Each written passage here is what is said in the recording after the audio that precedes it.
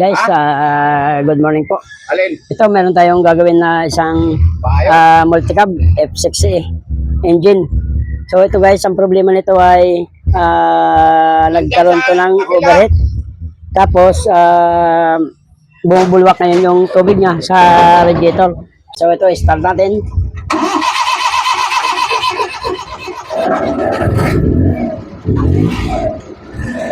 So yan guys, kakandar lang yan. And then, malamig pang makina yan. Ngayon, malamig pa yan. Pero kung mapapansin natin dito sa ating lagay ng tubig, ayan po, bumubulwak. Ayan, pinatapon niya po yung tubig. So yun po guys, ay hindi normal. Mapapansin niyo po. Ayan, malamig pa yan. Tapos mapapansin niyo dyan, pagka yan ay tinutulak yung kamay o di kaya meron siyang pressure, ganun po ang nangyayari yan. Tapos ngayon malamig pa yan. Pag minute pa lalo pang binubulwak. Ayan guys, so tatapon niya yung tubig na yan. Yun o. Yun ang indication na naggaling ito ng overheat. Gumaga naman yung kanyang pan. Pero ito ay ang pagkakanawa dito guys, naubusan ito ng tubig. O hindi na-check kaya nagkakaroon. Ayan guys, so. Oh. So yun ang indikasyon ng nanggaling sa overheat yan. Yan o. Pag nirevolusyon pa yan, lalo pang bubulwak yan o pag mainit ang makina. Ayun o. Yun. So ang gagawin natin dito guys ay tatanggalin natin yung ating cylinder head gasket. At yan, natanggalan natin yung ating valve cover. So ito naman ngayon ang ating tatanggalin guys.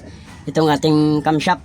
So lahat yan 8mm na tools. So kailangan natin ng tools dyan na maganda-ganda. O special tools ang gagamitin natin dyan guys. Ito, meron tayo yan para dito talaga yan. Para hindi siya nabibilog. Yan, lahat yan, kalas yan, lahat ng mga 8 na yan. Gandoon sa dulo. Camshaft. And kailangan talaga tanggalin to guys na camshaft gawa ng yung ating head bolt po ay nandito. Yan. Kalas po talaga lahat yan. Tapos di sa ilalim. Kailangan matanggal muna tong camshaft na to or mga tornilyo na to bago matanggal yung head na yan. Itong cylinder head. At yan guys, natanggal na po natin lahat. Ngayon, iangat na natin yung ating cylinder head. Diyan natin malalaman kung anong problema niyan.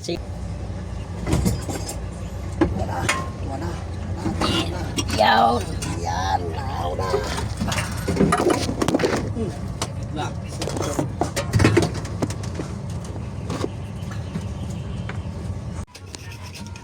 Yun ang palatandaan ng overheat guys. Ayan, kulay itim. Yun. Dito lumulusot yung mga compression yan. Kaya bumubulwak doon sa ating radiator. Yun, tapos dito sa ating cylinder head gasket. Nasaan yung head gasket natin? Ayan guys, ito ang dahilan. Ayan, kulay itim. Yun, dito dumadaan yung compression, lumulusot dito. Yun, yung ano nang kaya bumubulwak doon sa ating radiator. Ito ang dahilan nun. Cylinder gasket, papalitan natin yan. Yan, kulay itim. So palit na tayo ng cylinder gasket dyan. At ito na guys, ikakabit na natin yung ating cylinder gasket. So ito guys, meron po tayo ditong sekreto sa mga ganitong pagkakabit ng gasket. Hindi po natin basta-basta ikakasa to. So ito guys, sa mga F6, F5, F10, so para-paras lang po yun. Pero ito guys, ang wag nyo pong kakalimutan pag kayo po ay magkakabit ng cylinder gasket. Ito guys, mayroon po kayo mapapansin dito na butas. Nag-iisa lang po na butas yan dito lahat. Ito lang po yung butas na maliit. So ito po guys yung ating bomba ng langis. Dito po dadaan yan para umakyat dito sa ating cylinder gasket. So ito na yan, dito po yan guys. Akyat. Ito rin yung butas na yung guys. Yan. Diyan po dadaan yung langis papunta dito sa ating cylinder head gasket. Ngayon guys, ito ang kailangan yung tandaan sa mga hindi nakakalam. Kailangan po, mayroon po tayong makikita dito na butas. Ito. May butas din po dito. Meron po din dito. So, ang kailangan talaga is ang tamang pagkabit yan. Ito po yung may yung may parang aluminum o ganito. Minsan ang ganitong kulay ay talso. Depende po sa klase ng overall ng gasket. Ito ang iba nito ay talso. So ito po kailangan guys ay nakalagay dito sa butas na to. Kasi kung babaliktarin nyo to guys, kung gaganyan niyo, pwede rin kabit ng ganyan. Kaso barado po yung bomba. Ngayon yung bomba pag barado yun, walang aakyat sa ating camshaft at sa ating cylinder head gasket. So magtataka kayo, bakit nung in-overhaul o tinap overhaul wala nang umakyat na lang na langis dito. So ito po yung guys, baliktad po yun. Kailangan ito nandito. So ganito. Kasi ito pwede mo rin baliktarin yan. Kahit saang pwesto pwede rin talaga mangyari yan. So yan, barado pa rin. Kahit saang purma pwede yan. So kailangan talaga itong aluminum na yan o yung ano na yan, kailangan nakaganyan. Yun po yung tama dyan. Yun. Para makakyat yung langis sa ating cylinder head. Hindi pwede pong baliktarin yan. Pwede pong baliktarin kaso barado. So dyan pa lang reject, magtataka tayo. Bakit in-overhaul lang, tinap-overhaul lang na wala nang bomba ng langis. So ito po yun mo guys, nagbara. Kasi pwedeng mapunta rito yung ating cylinder gasket, pwede mabaliktad. So ito lagi tatandaan.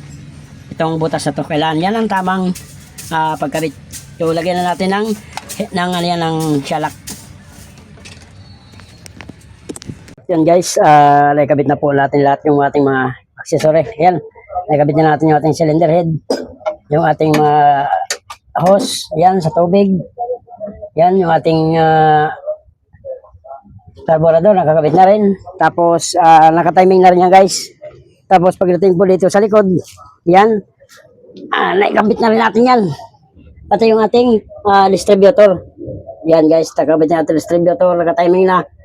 So, try natin panda rin guys kung masolve natin yung problema na bumubulwak yung tubig sa ating radiator nang dahil sa overheat. So, tumatapon po yung langis niya, ay yung tubig niya, tumatapon po yung tubig niya gawa ng sa overheat na problema.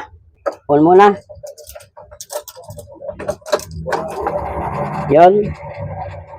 Tapos, pack ng silinyador. Dalawang apak, then start natin.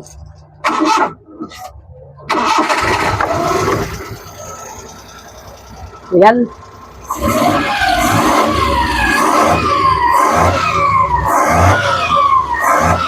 Yan, ngayon observe natin guys kung natalsik pa rin yung kanyang tubig dito sa ating radiator. So yan, kulang ng tubig. Lagyan natin guys. Kung sumusuka pa rin. Pero kanina guys, kahit konting tubig, sinusuka niya talaga. Pero yan guys, wala na pong bulwak ng tubig. Kanina po talagang tinatalsik niya yan. So yan, nadali natin. Yun. Umiinit, ibig sabihin, nagsisirculate yung tubig niya. Ayan o. Yun ang palatandaan. Pag umiinit, ibig sabihin guys, nagsisirculate po yung kanyang tubig. Wala na pong hangin sa radiator. So yan, dati bumubulwak yan. Tinatapon niya yung tubig. Yan, so kinatapos ngayon, walang pressure. Hindi po tinutulak yung kamay natin. Yan, wala pong pressure. So yun, ang problema. Bale, ito lang ang pinalitan natin dyan. Cylinder gasket guys. Yun, nang dahil po dito. Yan po, dito po lumulusot yung pressure. Yun. Yun o. So yun lang ang ginawa ko dyan, niliha ko lang yan ng 120, yung ating cylinder head. Niliha natin yung cylinder head, tapos yung ating block. So yun lang, para matanggal lang yung mga kalakalawang, nilinis ko yung block, niliha ko ng bahagya, tapos yung ating cylinder head. So yun lang guys, ganun lang. Pagka ganun na bumubulwak ang tubig, check natin kung bingkong yung ating cylinder head o andito yung tama. So yan, ito po yung tama. Yun, wala nang overheat. Tapos, wala na siyang bulwak ng tubig. Yun talagang ating problema, ang problema talaga nila dito. Yung bumubulwak ng tubig. So yun guys, ganun lang ang aking ginawa dito. Napalit lang ako ng cylinder head para matanggal yung pressure sa ating makina at saka yung talsik ng tubig sa ating radiator. So hanggang dito lang, maraming salamat po guys sa panonood ng aking mga videos.